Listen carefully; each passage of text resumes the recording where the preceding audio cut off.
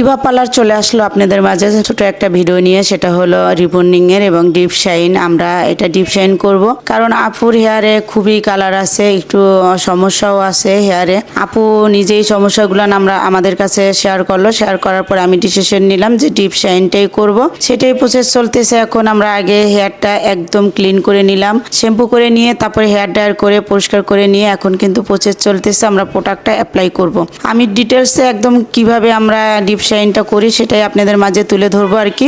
সেটা দেখতে গেলে অবশ্যই একটু ধৈর্য ধরে দেখতে হবে, কারণ ইভা পার্লারে আমরা সবসময়ের জন্য খুব যত্ন সহকারে সার্ভিস দিয়ে থাকি। সেটাই আপনাদের মাঝে দেখাচ্ছি, কারণ আমি নিজের হাতেই এটা করি। আপনারা দেখতে পাচ্ছেন আমরা কিভাবে প্রোডাক্টটা অ্যাপ্লাই করতেছি, কারণ একদম গোড়ায় লাগানো যাবে না। কারণ প্রোডাক্টটা যদি আমাদের হেয়ারের গোড়ায় একদম লাগিয়ে ফেলি তাহলে হেয়ারটা উঠে যাবে। তার জন্য আমরা সবসময়ের জন্য কি করি, হেয়ার অ্যাপ্লাই করতে হবে বুঝে শুনে। এটাও কিন্তু একটা ইম্পর্টেন্ট জিনিস। তারপর হলো যে হেয়ার আয়রনিং এর ব্যাপারটাও আছে, সেটাও আপনাদের মাঝে ধরে তুলবো। কিন্তু আপনারা আগে দেখেন আমি কিভাবে প্রোডাক্টটা অ্যাপ্লাই করতেছি। অনেক সতর্কভাবে প্রোডাক্টটা আমাদের অ্যাপ্লাই করতে হবে, অনেক আস্তে ধীরে, কোনো কিছু মাথায় রেখে কাজ করা যাবে না। শুধু আমি যে কাজটা করতেছি সেটার দিকেই ফলো রাখতে হবে। অনেকেই কি করে, অনেক কাস্টমার হ্যান্ডেল করতে গিয়ে কিন্তু অনেক কাজ ভুলভাল করে, তারপরে চুলের সমস্যা হয়। তারপরে দেখতেছেন হেয়ার আয়রনিংটা আমি কত আস্তে ধীরে কত সুন্দর করে আয়রনিং করতেছি।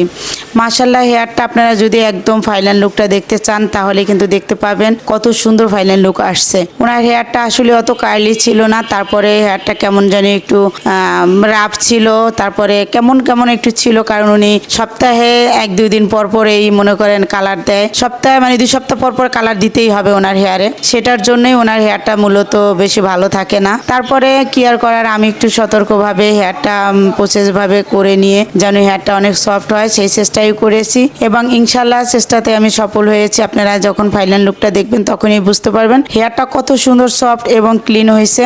যেমনটা আমি চেয়েছি তেমনটাই হয়েছে। আমি না, শুধু আমার ক্লায়েন্ট যেটা চেয়েছে সেটাই হয়েছে। উনি যেভাবে চাচ্ছিল সেভাবেই হয়েছে, কারণ উনি একদম সফট লিপটে থাকে এরকম কোনো হেয়ারটা চায় না। উনি হেয়ারটা চাইছে যে একটু বাউন্সি থাকবে, মানে একদম যে একটা সফট হয়ে পড়ে থাকে সেটা চাই নাই। আপনারা এখনই কিন্তু ফাইনাল লুক দেখতে পাবেন। এই যে চলে আসছি ফাইনাল লুক নিয়ে। ফাইনাল লুকটা কেমন হলো অবশ্যই কিন্তু কমেন্টে জানিয়ে যাবেন। মাশাআল্লাহ বলবেন। মাশাআল্লাহ, অনেক সুন্দর গ্লেজি এবং সফট হয়েছে। মানে উনি আপু যেমন চাইছে তেমনই পেয়েছে, এবং আমি যেভাবে করতে চাইছিলাম সেভাবেই হয়েছে। কারণ এই কাজগুলো করা অনেক কঠিন, আপনারা সবাই জানেন। কারণ এই কাজগুলো এক হাতে করাটাই ভালো, কারণ 5 জনে 5 রকম করলে কিন্তু ভালো হয় না ফলাফল। যাই হোক, মাশাআল্লাহ অনেক সুন্দর হয়েছে। কারণ ওনার হেয়ারটা অনেক বাজে ছিল, খারাপ ছিল, ওই আপু নিজেও জানে। এরকম হেয়ার রিবন্ডিং করতে চাইলে অবশ্যই চলে আসবেন ইভা পার্লারে। ইভা পার্লারের অ্যাড্রেসটা ঢাকা মিরপুর 14 নম্বর, উত্তর কাপুর রোড 43 নম্বর দোকান। স্ক্রিনে দেওয়া নাম্বারে যোগাযোগ করবেন ইনশাল্লাহ।